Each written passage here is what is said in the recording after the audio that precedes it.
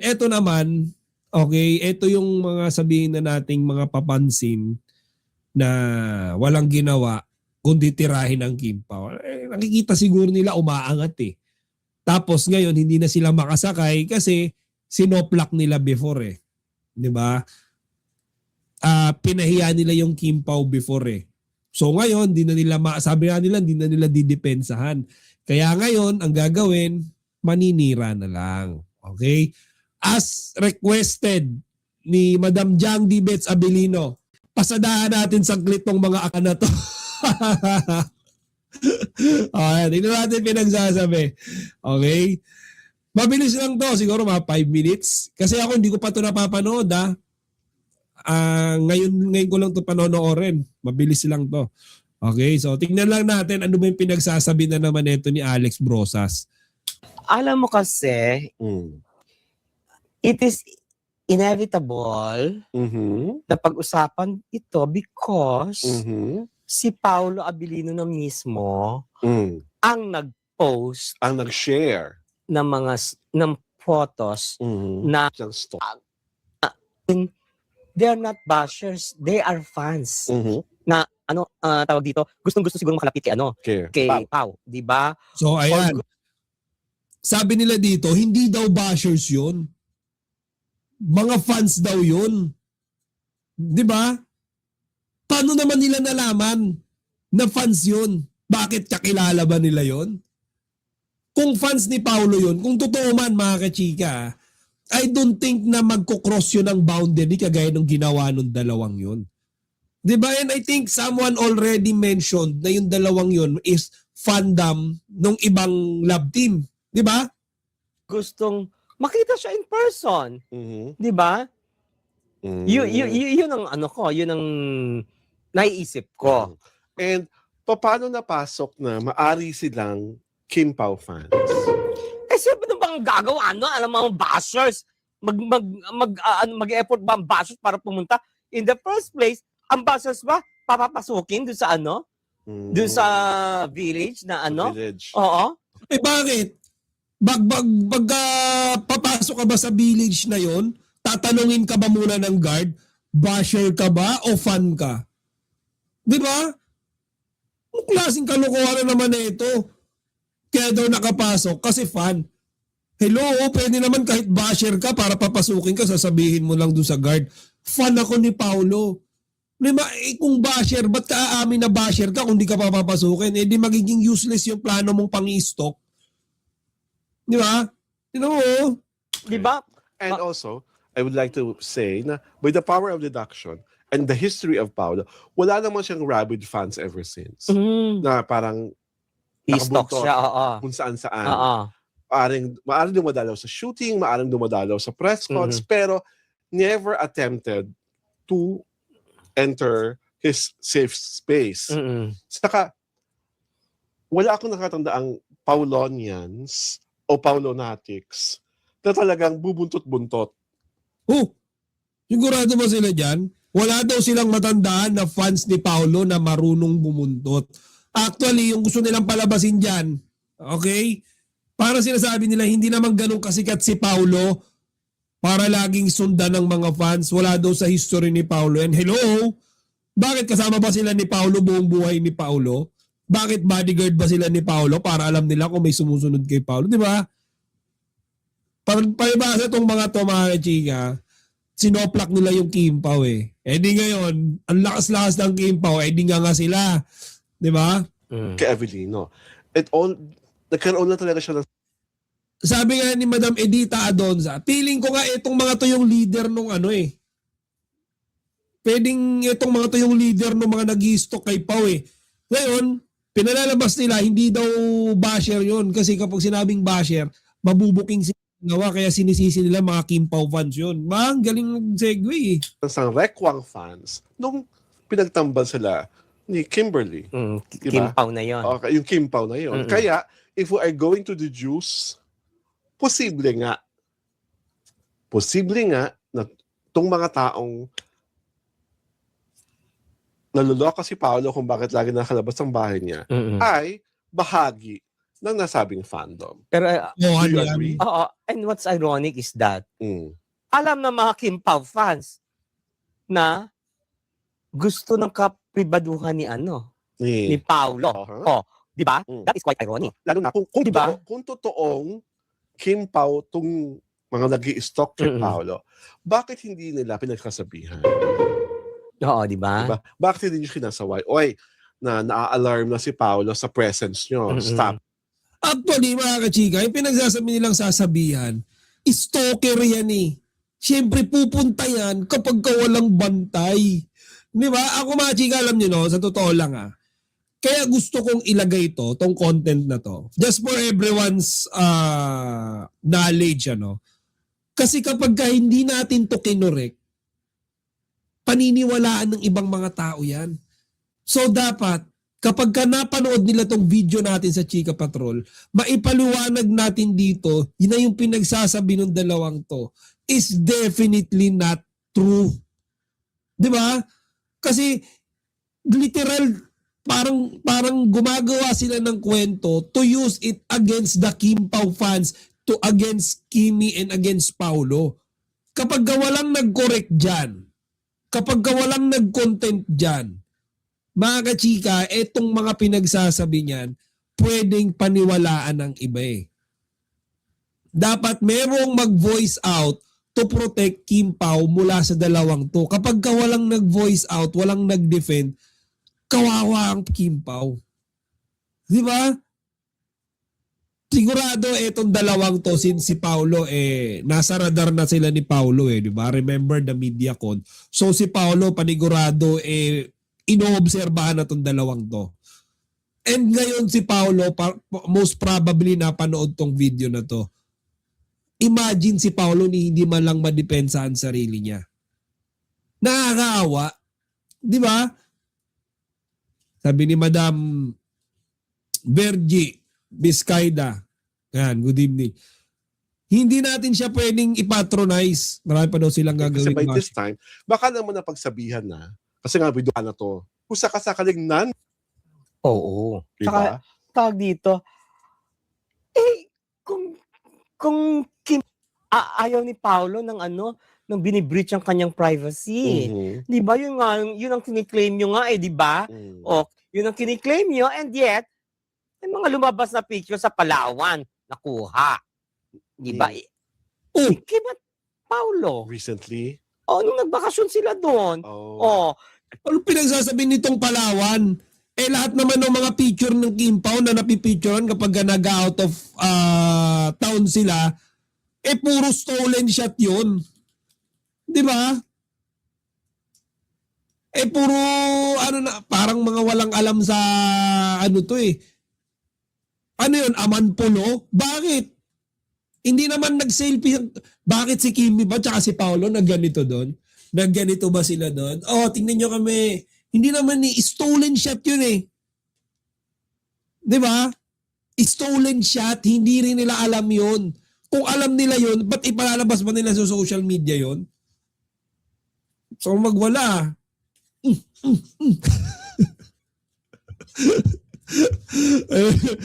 Galit na tayo lahat dito Diba?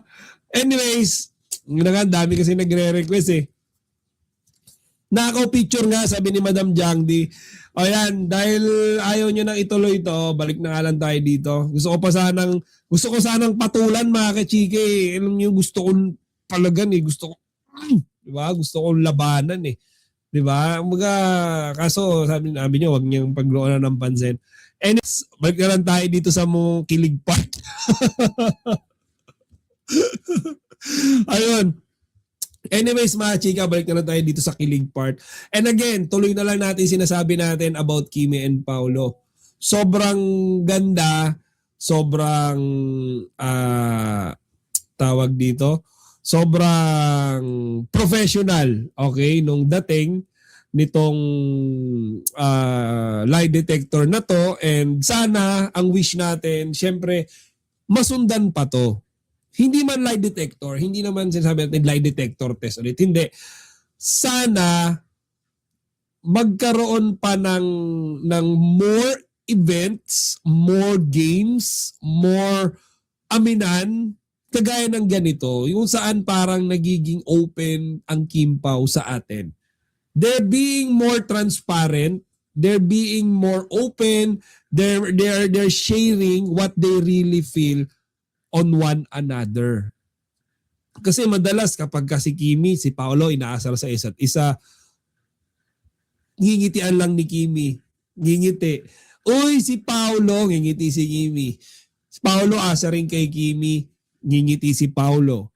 Walang any words, tinginan, nagpapakiramdaman. Sa mga media kontrolado bawat sagot. 'Di ba? Pero dito, mga kachika, actually nung nakaraan kay Sir Rico Hizon, doon nakaramdam na ako ng something. Kasi yung mga tanong doon ni Sir Rico, hindi blunt, hindi nagbabypass ng personal life. That's why I like that interview. Diba sabi ko sa inyo, isa yun sa mga pinaka-best interview na napanood ko about Kim Pao. Dito naman, hindi rin siya blunt, napaka-relaxing nung mga tanong, walang pag-i-invade ng personal love life. Pero nagagawa nilang ipashare kay Kimi tsaka kay Paolo yung nararamdaman nila. 'Di ba? Tingin nyo, kung si Kimi ba na-invade yung personal love life niya, titili siya ng gabi-gabi. Nilalong ko lang si Kuya. Ayan, natin nyo. Nga ako, di ba? Bakit pa magpapaliwanag ang mga sinungaling? Do you think Tingnan nyo, bakit titili si Kimi ng ganito? Okay? Kim is your type in real life? Tingnan nyo ha. Yes. Oh. Favorite yan eh. O bakit? Tingin nyo ba mga kachika, ngingiti si Kimi tsaka si Paolo ng ganyan? Kung tingin nila, napapakialaman na yung kanilang mga personal na buhay? I don't think so. Diba? So, mga kachika, sa totoo lang, in my opinion, ang ganda nito. Ang ganda nitong interview na to, and I don't think na may mga bashers may masasabi pang kahit ano against dito. Okay, nahamon ko yung stiletto na yon, nahamon ko yon. Sige, ano pang bash mo? Yung kay Sir Rico, ang dami niya pinagsasabi.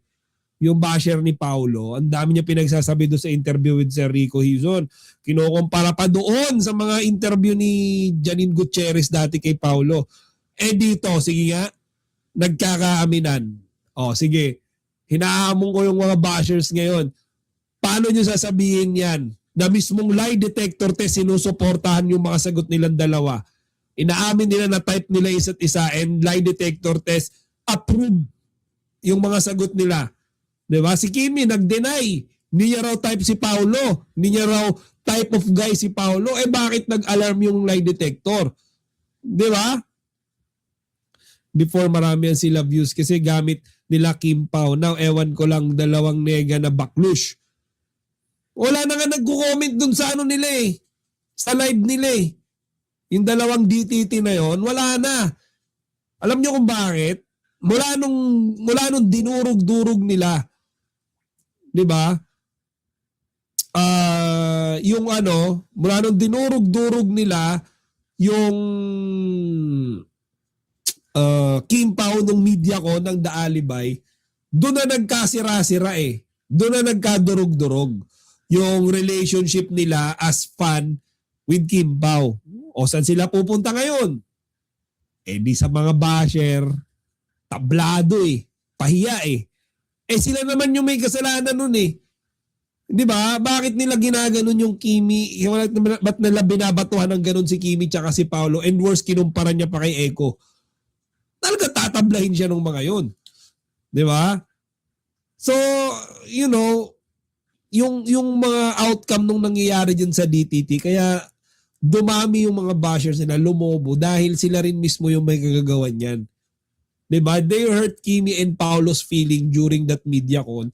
And yung mga pinagsasabi nila against Kimi and Paolo, this mga past vlogs nila, below the belt. Sabi nga ni Madam Jangdi, di ba? Yung mga pinagsasabi daw nila, unimaginable.